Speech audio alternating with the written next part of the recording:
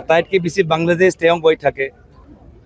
আটাইতকৈ বেছি মই কওঁ অসমৰ ভিতৰত যদি আটাইতকৈ বেছি নেতা যিগৰাকী বাংলাদেশ গৈছে সেয়া হৈছে হিমন্ত বিশ্ব শৰ্মা ডাঙৰীয়া।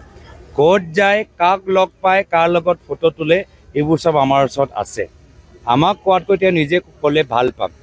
বিজেপি RSSৰ কিছুমান মানুহ আজি অসমত তেওঁলোকে আছে, অসমৰ ৰাজনীতিত তেওঁলোকৰ ভূমিকা আছে আৰু বাংলাদেশীৰ লগত তেওঁলোকে বিজনেছ কৰে। আৰু ইয়াৰ বিপৰীতে বিজেপিয়ে প্ৰত্যেক ঠাইত BGR মাটি দখল কৰিছে। ইয়াৰ বিপৰীতে ফৰেষ্ট ৰিজাৰ্ভত তেওঁলোকে ৰিজৰ্ট বনাইছে। ইয়াৰ বিপৰীত এলিফেণ্ট কৰিডৰত তেওঁলোকে বাগান খুলিছে। তো এইবোৰ বিজেপি দলৰ ওপৰত কোনো ধৰণৰ ন্যায় আমি তেখেতৰ সম্পৰ্কত আমি দেখা নাপাওঁ।